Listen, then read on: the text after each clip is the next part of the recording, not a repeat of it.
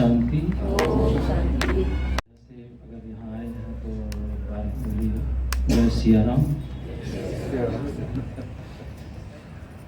क्योंकि अयोध्या की खुशबू आ जाती है।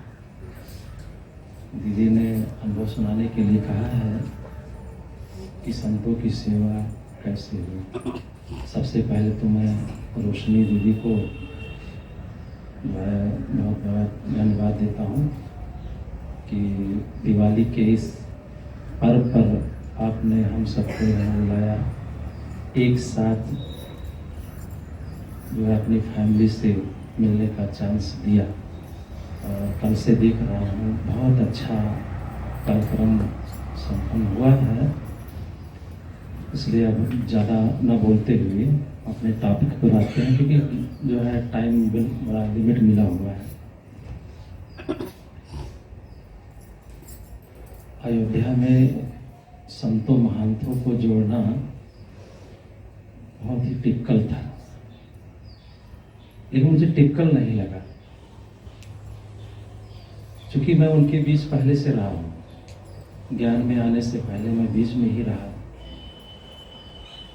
तो उनके हर एक्टिविटी को मैं जानता भी था। और एक चीज़ और है, धारणाएं जो संतों के बारे में ज़्यादा फैलती हैं। कुछ गिनती के लोग ऐसे होते हैं जिनके वजह से बदनामी भली होती है, लेकिन बहुत अच्छे हैं वो लोग भी। उनकी धारणाएं भी भक्ति में जिस हिसाब से करते हैं कि नियम नहीं टूटता है। फिलहाल मेरे जितने से भी मुलाकात हुए हैं, सिर्फ अयोध्या से ही नहीं, बाहर के भी महंतों से, जिसमें जगत गुरु हैं, विराधेश्वर हैं, महामंगलेश्वर हैं, और नागा लोग भी हैं, वैष्णव संप्रदाय के भी हैं। चारों पट्टी के संपर्क मेरे होते रहते हैं। उनके भी जीवन शैली को देखा है, लेकिन जो है बाबा के इस ज्ञान को उनके बीच में, उनके सामने प्रस्तुत करना कठिन है।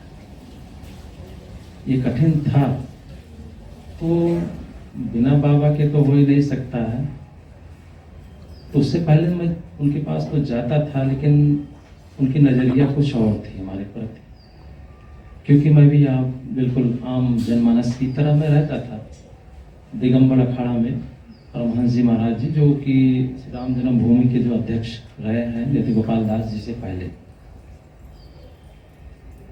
उनके अखाड़े में हम वास करते थे। मैं रहा हूँ कम से कम 4 साल, और वहाँ पर चारों तरफ से संतों का आना होता था, तो उनके संपर्क में मेरे काफ़ी हो चुके थे।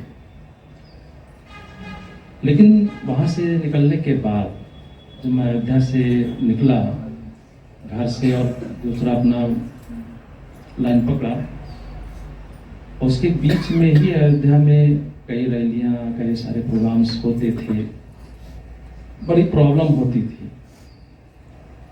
आज बाबा ने मुरली में कहा भी है इस संदर्भ में कि आग लगाना पंडाल को, बाबा की प्रदर्शनी को फाड़ना, स्पष्ट शब्दों में आज बाबा ने कहा, आप लोग सुनेंगे अभी। तो ये सारी प्रक्रियाएं हमने देखा है, लेकिन हमारे ज्ञान में निकलने से पहले देखा है, और हम उसमें कोई इंटरप्ट नहीं करते थे। मैं था महाराज लोग के ही बीच में, वो लोग गलत करते थे, घर में ज्ञान भी था। बड़े भाई साहब बैठे हैं, चंद्रेश भाई साहब भी, तब आप भी माउंट आबू में समर्पित शायद हो गए थे, चले गए थे उधर। मैं तो नहीं गया। वापस जाने के बाद भी मैं लगता है कि 7 साल तक मैं गया नहीं हूँ, बुलाते रहे हैं, कभी गए नहीं माउंट आबू। बहनों का आना जाना होता था, पिताजी 50 साल से लमसम ज्ञान में। लेकिन यह है कि अच्छा लगता था कि आप लोग ब्रह्मा कुमारियाँ महंतों से या भक्तों से बेटर है, तपस्या बेटर है, और रॉयल्टी है, सत्यता है, ईमानदारी है, स्वच्छता है, ये सारी चीज़ें अपने आप दिखता था। लेकिन हमारा समय नहीं आया था। बाबा ने मुझे संतों के बीच में डाला। समय मैं शॉर्ट में बता रहा हूँ कैसे आया, इसमें विस्तार में नहीं जाता।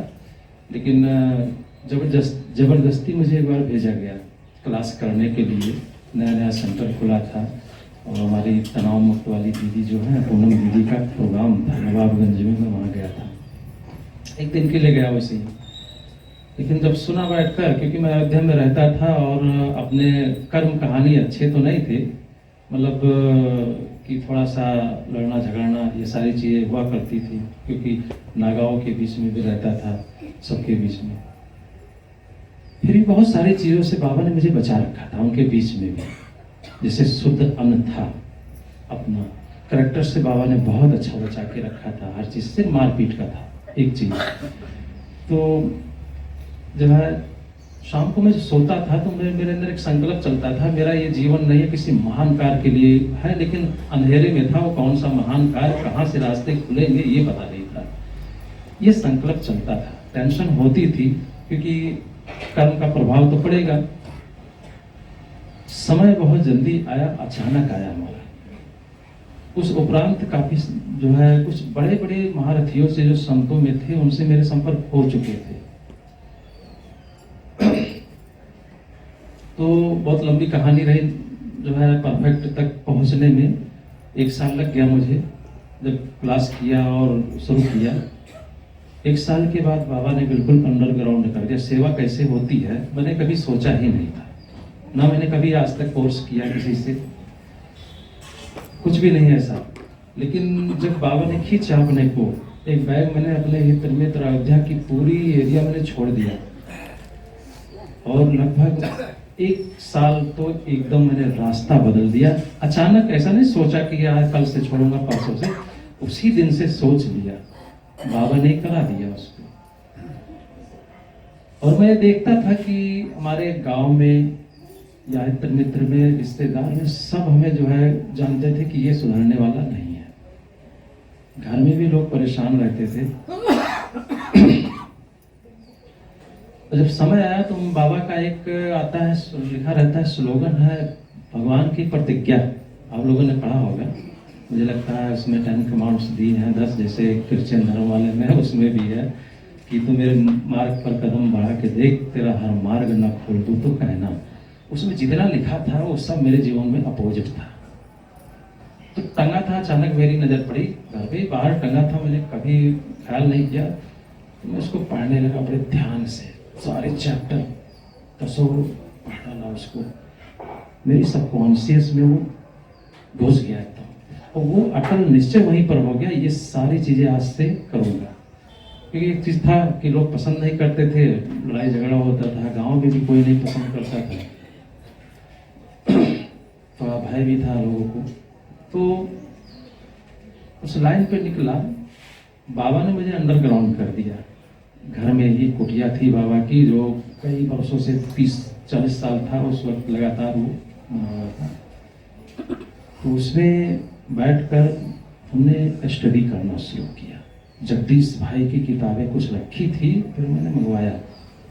मुझे लगता है ज़्यादा किताबें पढ़ डाले, मैंने घर से निकलना छोड़ दिया, अपना सिर्फ पढ़ाई करता था। अंडरग्राउंड और योग 2 काम था।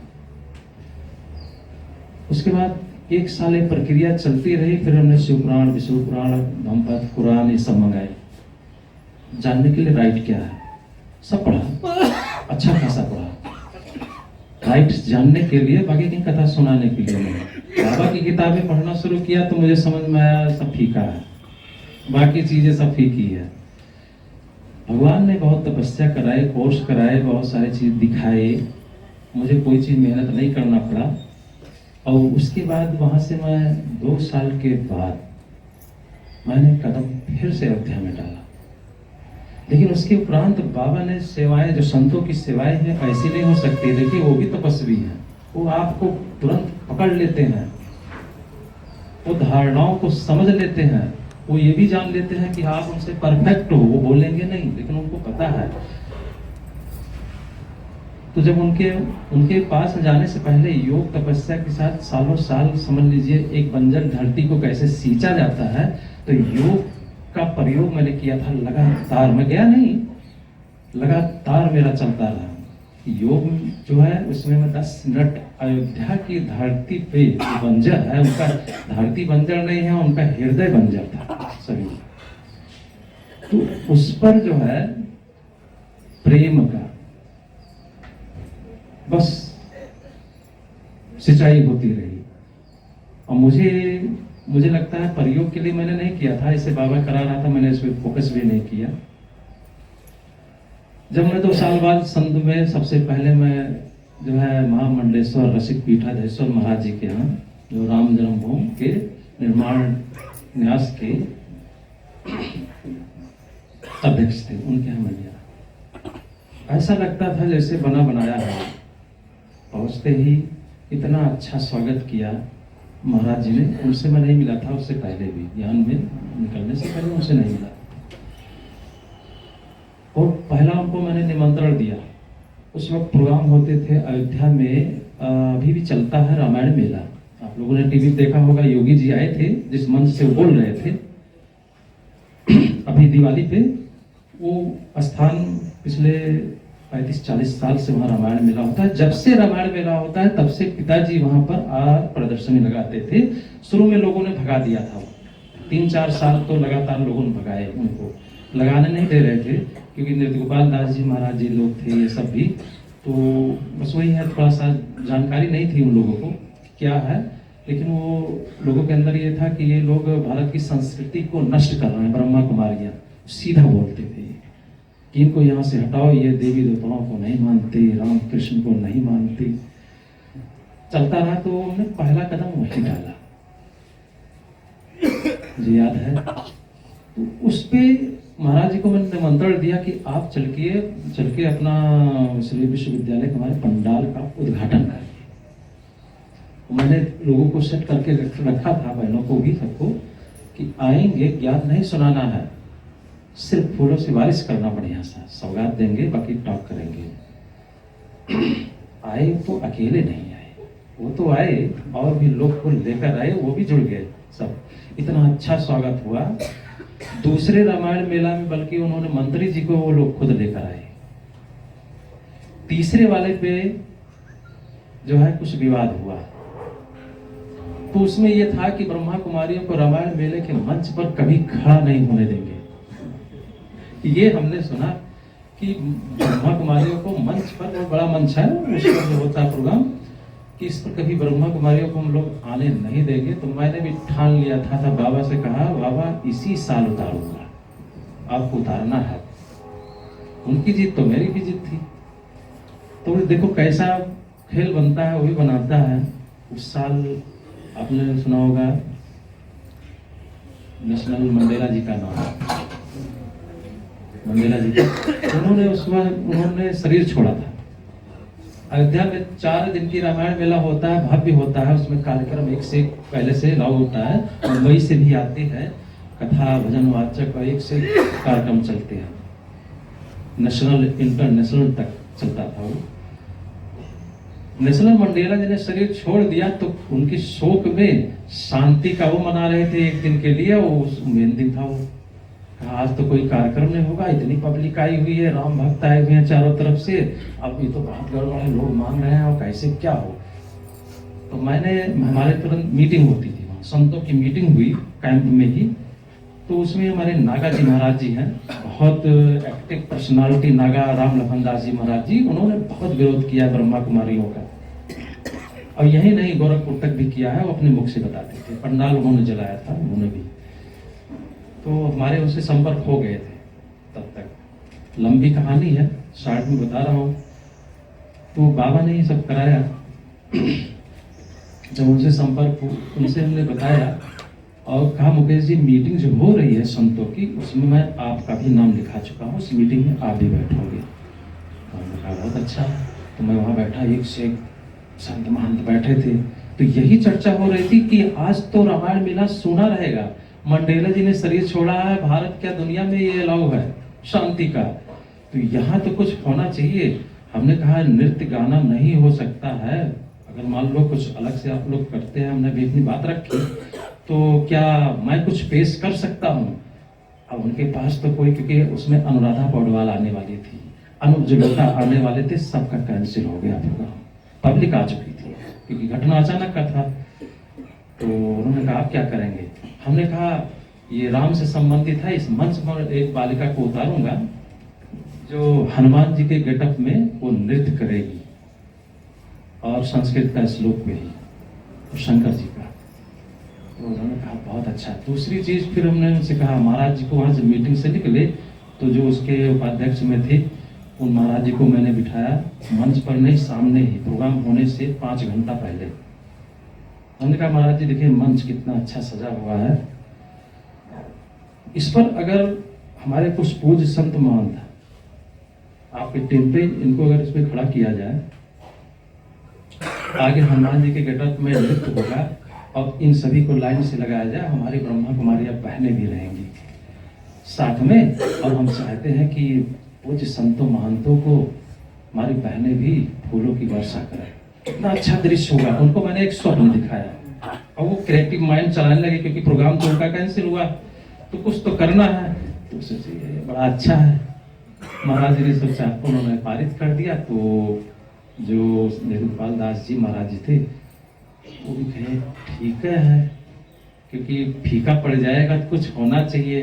तो तुरंत फिर जैसे उन्होंने कहा माइंड बाबा ने चलाया, अपनी वरिष्ठ बहनों को बुलवा के हमने कहा हम अपनी वरिष्ठ दीदियों से फूल तो नहीं बरसवाएंगे इनके ऊपर, लेकिन जो और जो है हैंड्स हैं ब्राह्मणिया फूल इनके द्वारा कराएंगे, इन दीदियों के ऊपर फूल की बारिश होगी, महाराज जी के साथ ही खड़ा करेंगे। ये हमने महाराज जी से नहीं कहा।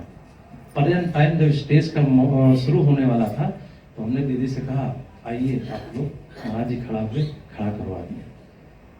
तो निश्चित है पास खड़े हुए सब तो आधा तो काम करेगा ना, बाबा भी काम करेगा। तो पहले सब फूल लेकर तैयारी हो गई, बहुत अच्छा प्रोग्राम हुआ, फूलों की बारिश हुई।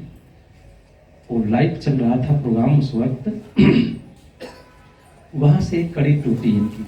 कौन सी कड़ी टूटी? कि इनको मंच पर नहीं चढ़ने देंगे, और उसके बाद फिर पब्लिक स्टेज तक चढ़ने लगी सिर्फ पैर छूने के लिए। भगवा रंग के बीच में ये व्हाइट सफेद जब रंग शामिल हुआ तो कमाल किया। दूसरा बहुत बड़ी चीज थी कि एक बार मैं अयोध्या में रामायण मेला वो प्रोग्राम चल रहा था, बड़ी भीड़ थी, मैं गाड़ी से जा रहा था, मैंने देखा जो है फोटो लगी हुई है, महाराज जी हैं गिरीश त्रिपाठी जी महाराज जी, जो कि भारत में उनकी बहुत अच्छी वो है और उनकी पूजा भी होती है, इतने प्रतिष्ठित हैं वो। और आपने अयोध्या जो भी आए होंगे कनक भवन का नाम सुना होगा, उसके जो महान सिद्ध पुरुष पुजारी थे उनके पिताजी रहे हैं, तो उन्होंने शरीर छोड़ा तो उनकी जगह पे इनको पद मिला। तो उनकी बड़ा भव्य चेहरा था। बस 5 मिनट। उनका बड़ा भव्य चेहरा, तो मैं सोचा कि इनसे मिलना चाहिए, लेकिन बाबा ने तुरंत फिक्स किया था। मेरे पास फोन आया जगत गुरु महाराज जी का, मुकेश जी आप स्थान पर आइए। मैं स्थान पर गया तो वहाँ पहले से भीड़ लगी थी, मीडिया वाले थे। उन्होंने हमसे कहा कि मुकेश जी आपसे मैं आज किसी विशेष पर्सनालिटी से मुलाकात कराता हूँ। वो लोग वही महाराज जी आ गए। तो मैंने बोला नहीं, मैं देखता रहा, तो परिचय कराया। हमने कहा महाराज जी अभी भी मैंने संकल्प किया, देखो संकल्प में कितनी पावर होती है, और आपने तुरंत दर्शन दे दिया। तो हमने कहा मीटिंग में क्यों बुलाया है मुझे? तो लखनऊ से कुछ VIP आए थे। कहा हर वर्ष गंगा दशहरा आरती का अयोध्या में प्रोग्राम होता है सरयू माँ की, और हम चाहते हैं तो कि उस प्रोग्राम में इस बार आप भी मुकेश भाई शामिल हो। वैसे आप लोग करते क्या हो? ऐसे उन्होंने पूछा। ब्रह्मा कुमारी का कुछ प्रारूप पूछा, धारणाएं।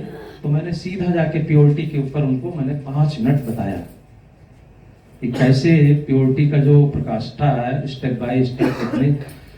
तो बड़े चाव से लोग सुन रहे थे, क्या ऐसा है? हमने कहा जी हाँ। तो कहा ठीक है, इस बार आपकी टीम आरती करेगी। तो हमने कहा मेरी एक शर्त रहेगी। कहा क्या? सभी ने कहा।